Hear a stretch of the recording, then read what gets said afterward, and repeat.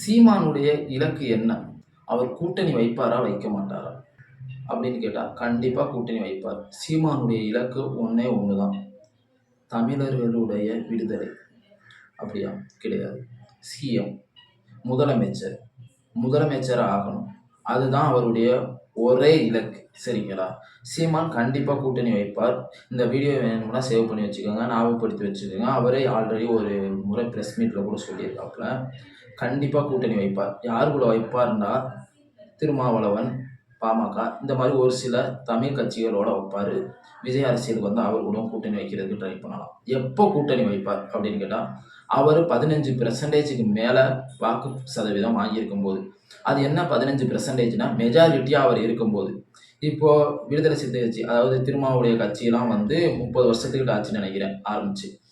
எல்லா கட்சிகளுமே வந்து என்டிகேயை விட ஆரம்பிச்சு கட்சியாக உருவாகி என்டிகேயோட வயது கூடுனது தான். சரிங்களா?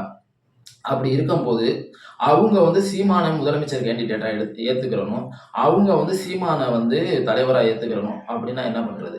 அவங்க வந்து வயசுலயும் சரி, அனுபவத்திலையும் சரி, கட்சி ஆரம்பிச்சதுலயும் சரி, எல்லாத்துலயுமே வந்து அவங்க முன்னாடி இருக்காங்க.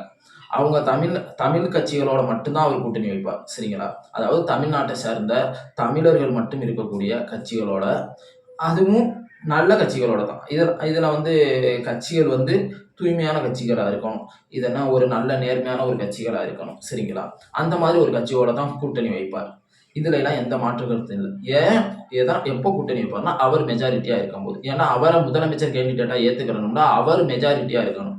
அவர் 15% மேல வாக்கு சதவீதம் வச்சிருக்கும் போது தான் அவரை முதலமைச்சரா எடுத்துக்கிடுவாங்க. சரிங்களா?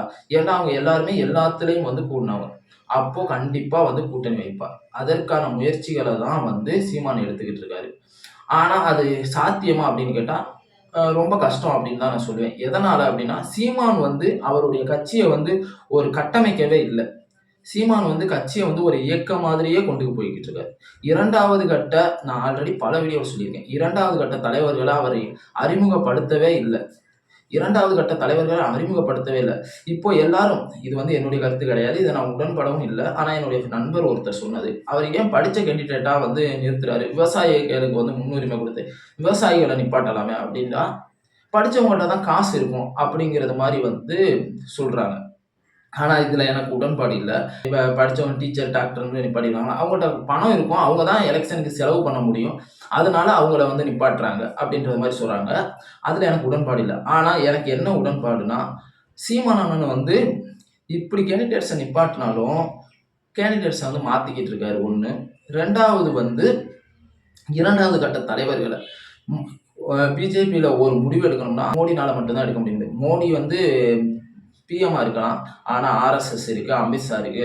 இன்னும் 2வது கட்ட தலைவர்கள், 3வது கட்ட தலைவர்கள்னு நிறைய பேர் இருக்காங்க. டிஎம்கேலயும் அப்படித்தான், ஏடிஎம்கேலயும் அப்படித்தான். டிஎம்கேல சொல்ல தேவையில்ல. அவங்க குடும்ப அரசியல் நம்ம சிம்பிளா சொல்லிருவோம். ஆனா அவங்க குடும்பத்துக்குள்ள வந்து அவ்வளவு தலைவர்கள் இருக்காங்க. சரிங்களா?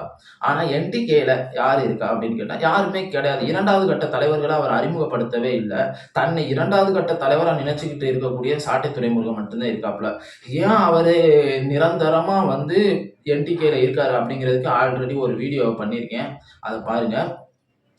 அப்படி இருக்கும்போது வந்து அவரை கட்டமைக்கவே இல்லை. சரிங்களா? அடுத்தடுத்து வந்து போட்டித் தேர்வுகள் வருது. அதாவது புது கட்சிகள் ஆரம்பிக்கப்படுது. போட்டியாளர்கள் அதிகமாகுறாங்க. அவர் வந்து ஒரு கட்சியை வந்து வடிவமைச்சு அடுத்த கட்டத்துக்கு கொண்டு போகவே இல்லை. அவர் மேடைகள்ல பேசுறாரு, எல்லாமே பண்றாரு. ஆனா வந்து கட்சியை வந்து ஒரு கட்டமைச்சு இந்த செயல்பாடுகள், அதாவது எக்ஸாம்பிளுக்கு சொல்லணும்னா, இப்போ வந்து சின்னம் பறி போனது. அவர் வந்து அதற்கான ஒரு டீம் வச்சிருந்தாருன்னா, கரெக்ட்டா அவங்க அந்த வேலைய பார்த்திருப்பாங்க. நீங்க வந்து பொது சேவையில இருங்க. வெள்ள நிவாரணத்துல இருங்க. என்ன உங்களுடைய மக்கள்கிட்ட என்ன பண்ணணுமோ, அது எல்லாத்தையும் நீங்க பண்ணிக்கிட்டு இருங்க. ஆனா, அங்கிட்டு வந்து கட்சிய டெவலப் பண்றதுக்கு ஒரு டீம் வேணும்ல. கட்சிய பார்த்துக்கிறதுக்கு ஒரு டீம் வேணும்ல. கட்சி இருந்தா தானே நம்ம மக்களுக்கு சேவை பண்ண முடியும். அதானே உண்மை. இதை நீங்க ஏத்துக்கிருவீங்கன்னு நினைக்கிறேன். கட்சி இருக்கணும். கட்சி இருந்தா தான் வந்து நம்ம மக்களுக்கு சேவை பண்ண முடியும். நம்ம இண்டிவிஜுவலா போய் சேவை பண்ற அளவுக்கு நம்மள்ட்ட பொருளாதாரமும் கிடையாது. நம்ம அவ்வளவு பெரிய ஆளாவும் இன்னும் ஆகல. சரிங்களா? கட்சி வேணும். அப்ப கட்சியை பாதுகாக்கிறதுக்கு ஒரு குழு வேணும்ல. அந்த குழு யாரு? அதுதான். அந்த குழு இல்லாததுனால இப்ப சின்னம் பறி போயிருச்சு. சரிங்களா? சின்னத்தை வந்து பிளான் பண்ணி எதிர்க்கட்சிகள் வந்து எடுத்துட்டாங்க அப்படிங்கிறது வந்து உண்மையாவே இருக்கட்டும். அவங்க அப்படித்தான் பண்ணுவாங்க. நம்ம தான் அதுல இருந்து மீண்டு போகணும். இதை பத்தி நிறைய பேர் பேசிட்டாங்க. நான் பேசணும்ன்ற அவசியம் கிடையாது.